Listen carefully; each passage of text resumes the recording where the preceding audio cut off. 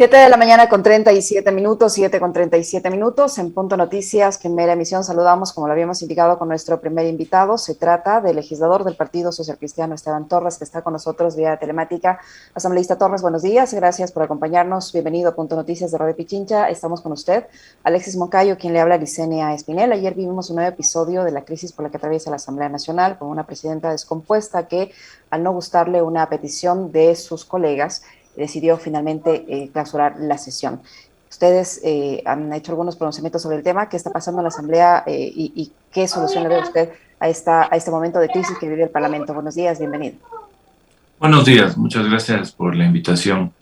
Yo creo que lo del día de ayer es la reedición de esta crisis evidente que vive el legislativo a la interna y que tiene que tener ya una salida institucional inmediatamente dentro de la ley, que esperamos todo se dé ya en los próximos días. Pero ¿qué sucedió?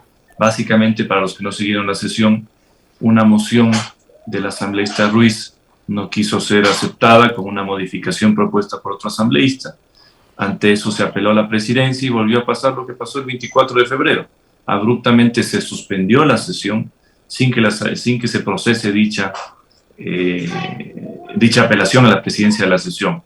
Lo curioso es que ya el día de ayer se vio que la presidenta de la Asamblea está sola, ya no estuvo respaldándola del bloque de gobierno, sus propios compañeros de Pachacutic tampoco ya la respaldan, yo le diría que únicamente la respalda un pequeño grupo de la izquierda democrática, pero eso significa que hay que sentarse ya a tomar la decisión de una salida como adultos y entendiendo que si la Asamblea no mejora para bien, teniendo todavía un año antes de su recambio natural, como establece la ley orgánica de la función legislativa, no ayuda en esta crisis que también pasa por el Ejecutivo, en donde también está, por supuesto, la Asamblea Nacional. Así que ojalá haya esta sensatez, yo espero que esa sensatez se abra el día de hoy, para que ya no sea un recambio con la famosa comisión de evaluación con 3 grupos, sino ojalá sea con más bancadas, con más asambleístas independientes por el bien de la Asamblea y por el bien del país.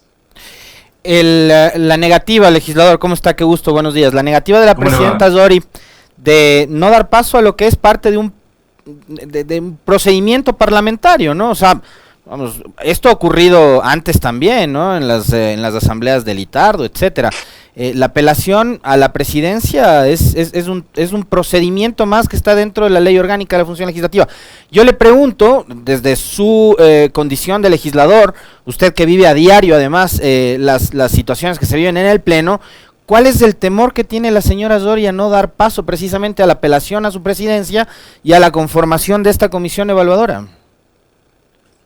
Yo creo que primero el no dar paso en las sesiones a las apelaciones, porque ya sabe que pedirá la apelación, es que otra persona se siente a dirigir la sesión y ahí se cree la comisión. Creo que ese es el miedo que existe, pero también uno tiene que entender que en política a veces hay que tomar ya decisiones porque arrastrar ciertas situaciones solo implican ya incluso un perjuicio personal, es decir, si no hay un respaldo en la Asamblea es evidente que uno tiene que hacer un paso al costado, en una actitud, yo le diría, sensata política. Pero si eso no se da, hay que hacer ese recambio por la fuerza. Me refiero a todo esto, que si no hay convocatorias de sesión, que si no se da paso ya a cambios del orden del día, como se ha evitado en el pasado, no quedará más que la autoconvocatoria. Incluso llegamos a conocer que se quería forzar en el CAL, no sé si ayer u hoy, el receso legislativo, es decir, comprar 15 días más sin que sesione la Asamblea, lo cual sería absolutamente impresentable. Imagínense ustedes que no son legisladores, viendo a un diputado que se va 15 días de vacaciones en estos momentos. Sería impresentable. Así que yo creo que por el temor a que se cree la comisión, no se han dado paso a esto, se ha atropellado el procedimiento, pero yo veo, y por la actitud incluso de Pachacutic, de las 2 facciones de Pachacutic, de que ya se dieron cuenta que esto es insostenible, que esto no significa atentar contra la institucionalidad del Estado, que esto no significa destituir al presidente, como quisieron decir incluso propios consejeros del propio presidente, ¿no? Sino un tema de autodepuración legislativa que ojalá se dé para bien y ojalá se dé inmediatamente, porque si no esto se va a seguir arrastrando por semanas, y la Asamblea lamentablemente detiene la discusión de temas positivos y necesarios hasta no poder salir de esta crisis. Asambleísta Torres, usted decía hace unos instantes que la presidenta de la Asamblea no solo ha perdido el respaldo de su propia bancada, sino también de la bancada de gobierno. ¿Qué cree usted que pudo haber pasado para que ella también haya perdido el apoyo de la bancada de gobierno, que hasta no hace mucho pues era su principal aliado? Yo creo que la fuerza de las situaciones, de las circunstancias, ya le hacen a cualquier grupo político pensar dos veces si conviene hundirse con una persona o no hundirse.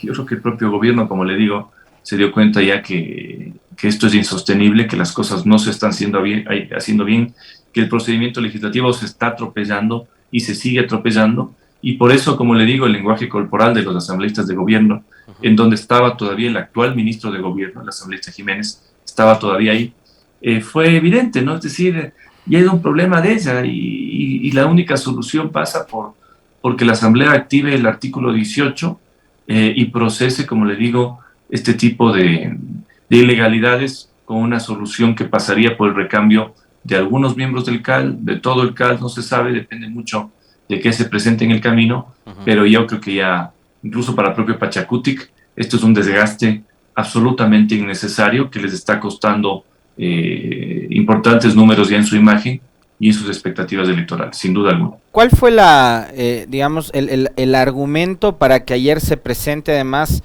a la falta de garantías como la razón por la cual se suspendía la sesión, legislador? ¿Cuáles fueron las faltas de garantías? Y además, es un tema muy de forma, pero también las formas en política cuentan y mucho, ¿no? El gesto que sale haciendo la presidenta cuando se da la vuelta y levanta la mano, ¿ustedes cómo lo han recibido? Porque finalmente ya vemos que, digamos, esta disputa tan abierta ya está llevándonos a ver a los ecuatorianos unos niveles de debate político realmente paupérrimos, ¿no? Sin duda alguna. Primero, falta de garantías no existían. De hecho, la escolta legislativa rodeó la presidencia, entonces yo al menos no pude subir a presidencia a decir qué estaba pasando ahí. Pero como le digo, yo creo que ya este tema es insostenible. No pasa ni siquiera por una crítica personal a la presidenta, pero sí a su gestión en el legislativo. Se esperaba mucho más liderazgo que no se ha dado. Así que yo creo que la solución ya está muy clara, solo hay que ver cómo se la ejecuta y ojalá se la haga con el mayor grupo de bancadas, porque debería ser una solución institucional a un problema institucional de la Asamblea para buscar mejorías en lo que resta, como le digo, de este primer periodo de la Asamblea, que fenece el próximo mayo del 2023. Así que en ese sentido yo creo que las actitudes, lo que se hizo es absolutamente insólito. Y si usted me habla de que habían falta de garantías para la continuación de la sesión, es absolutamente falso. Parecían un poco en la otra. Aquí afortunadamente ya no mandaron a la escolta legislativa que ponga candados, a lo cual tengo que reconocer que ellos se negaron el 24 de febrero, pero tampoco apagaron la luz y nos quitaron el sistema, así que por lo menos eso ya no pasó. Pero yo creo que hay que darle una salida ya a este tema. Asambleísta Torres, con la crisis que está viviendo en el momento la Asamblea, se está abonando a las afirmaciones, a las acusaciones que es el presidente de la República en el sentido de que no le permiten gobernar, más o menos. Un presidente que acusa a legisladores de haberle condicionado el voto para la aprobación de la ley de inversiones y que ahora dice que va a gobernar por decreto, que no va a tomar en cuenta para nada la Asamblea Nacional. ¿Eso es posible? A ver, yo lo puse en un tuit y no sé si me están leyendo en Carondelet, que el 80% del plan de gobierno se diseña precisamente para que no pase por la Asamblea. ¿Por qué? Porque para nadie era un secreto, nadie tenía que ser un brujo para darse cuenta que en la Asamblea no iban a haber mayorías, y peor mayorías ideológicas de centro-derecha. Entonces la situación de la gobernabilidad en la Asamblea siempre estuvo muy clara, y por eso el plan podía cumplirse en un gran porcentaje sin pasar por la Asamblea Nacional. Evidentemente hay ciertas cosas que pasan por la Asamblea, pero desde el principio yo creo que malos consejeros, que además aconsejaron de que aquí se rompa todo y se gobierne en solitario, pero basaron toda la gestión legislativa en el tema de legal. Acuérdese usted que lo primero que hace el gobierno es presentar su mega ley, y que si no pasaba esa mega ley no había desarrollo ni cambio en el país. cuando nosotros sabemos, porque redactamos el plan de campaña, que el 80% de cosas en seguridad, en educación, en servicios públicos, pasaban por gestión gubernamental, sin necesidad de la Asamblea.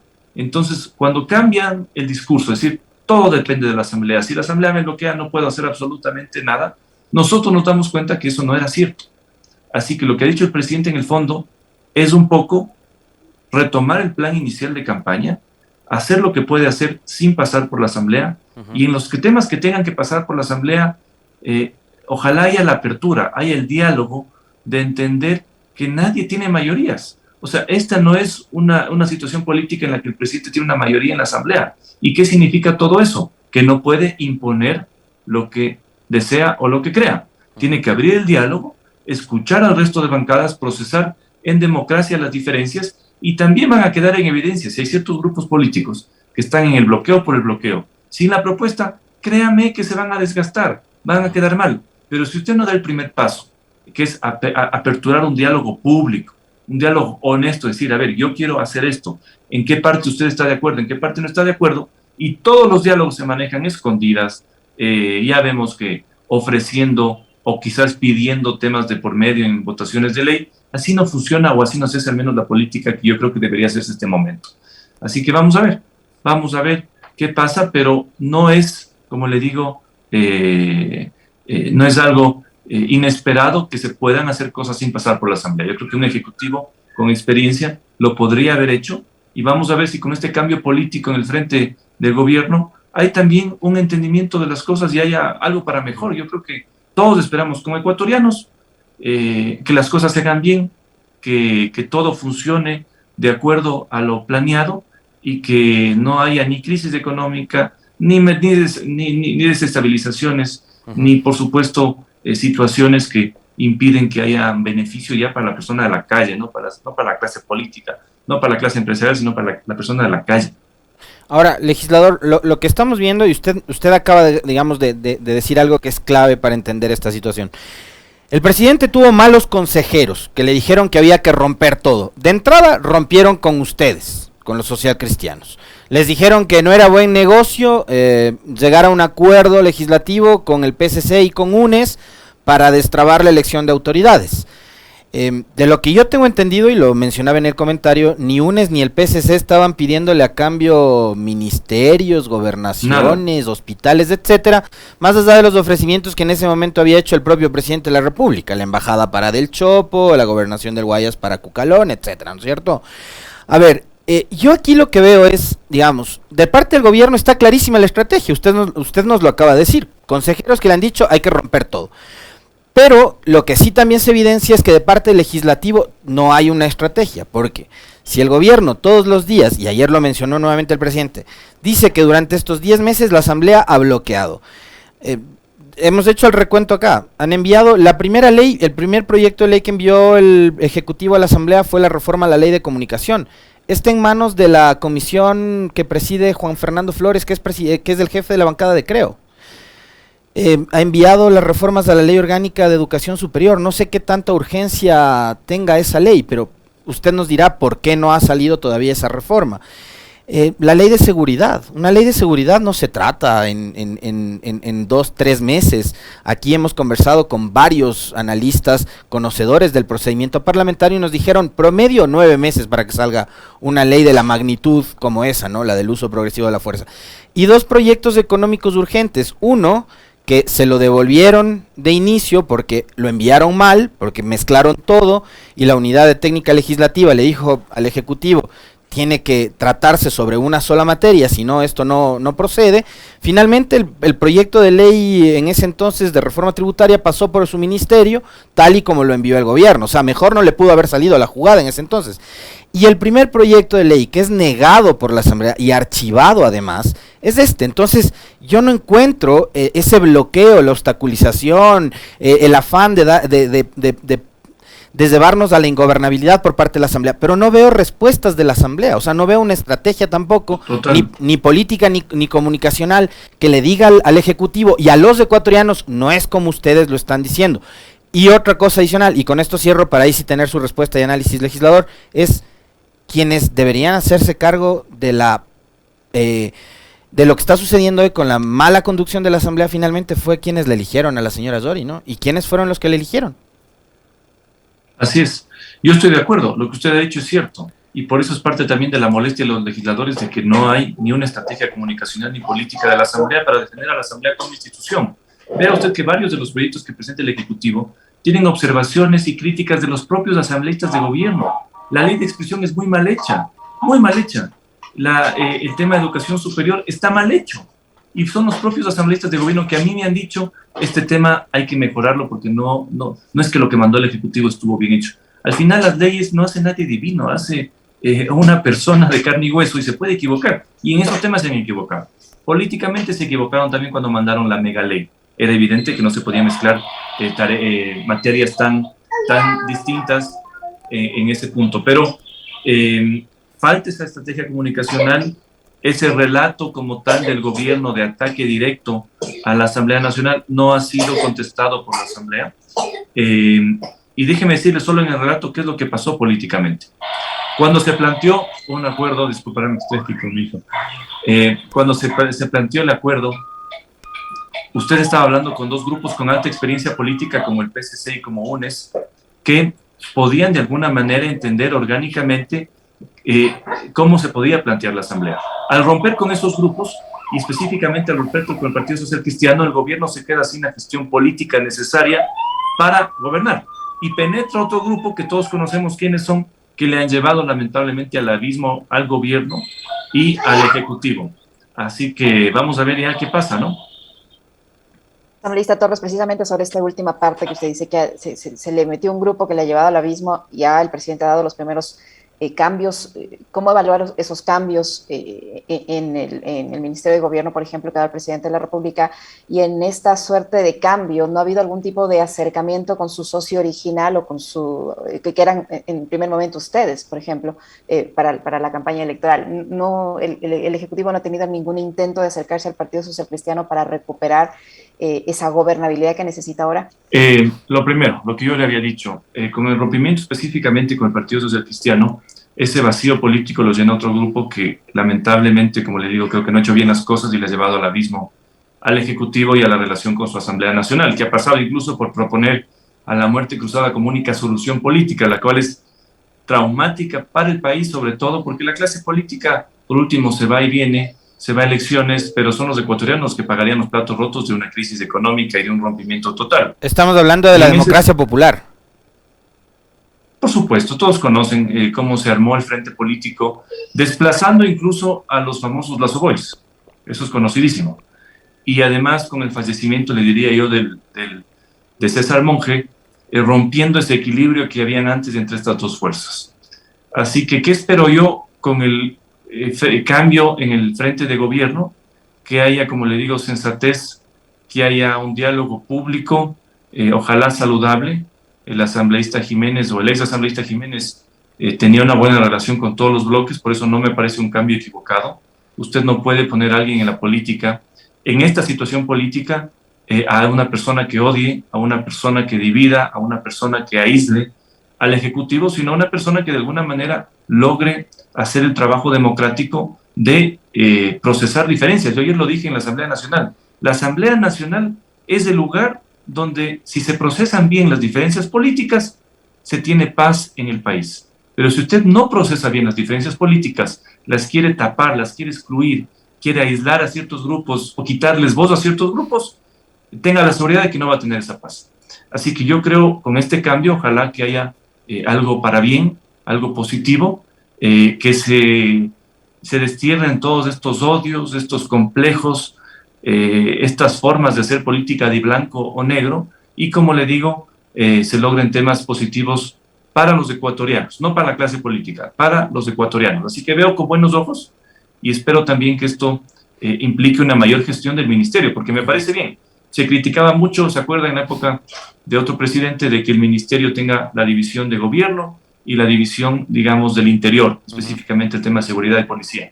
Pero ya en la práctica nos han demostrado que para un ministro manejar todos los frentes es imposible.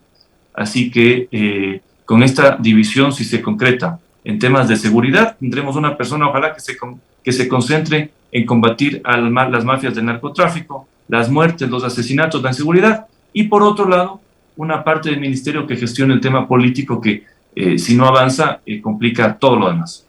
Ahora, una de las propuestas del presidente es, a ver, voy a gobernar sin voltear a ver a la Asamblea vía decreto o resoluciones. Y tengo otra salida que me parece además muy democrática, por supuesto, pero si tuviéramos en el país plata como para hacer consultas populares con cada ley que la Asamblea no me va a aprobar, e irnos a un proceso que nos cuesta 60 o 80 millones de dólares. Él ha dicho, vamos a una consulta popular, yo en estos días me voy a sentar a trabajar, las preguntas, etcétera. Como está ahora la situación política, y con además las elecciones seccionales a la vuelta de la esquina, serán en menos de un año, ¿usted le ve al gobierno llevando adelante un proceso de consulta popular para promover la ley de inversiones, cuando digamos lo correcto sería lo que además dijo hace 2 días el ministro de Trabajo, Patricio Donoso, que además yo creo que el gobierno, por unos funcionarios dicen una cosa, el presidente sale y dice otra, se desautorizan ellos mismos. Patricio Donoso hace 2 días dijo, vamos a elaborar un nuevo texto y le vamos a proponer a la Asamblea un nuevo texto de ley de inversiones, lo cual a mí me parece que además es lo más sensato, pero el presidente ha dicho, voy a someterla a consulta popular. Un presidente con 30% de aprobación en este momento, sin su principal aliado, que era el Partido Social Cristiano, de su lado, ¿podría ganar esa consulta popular? A ver, yo creo que en el país, yo no sé por qué tenemos esta equivocada noción de que con consultas populares también se resuelven todos los problemas del país, ¿no? Además hay que entender una cosa, muchos le piden consulte presidente sobre la desaparición del Consejo de Participación, o cree vía consulta la bicameralidad en la Asamblea.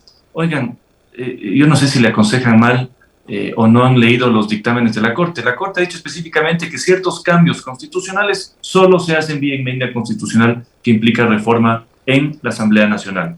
Así que muchas cosas de los que quizás quieren preguntar no se pueden preguntar y probablemente no pasen ni el filtro de calificación de la Corte Constitucional.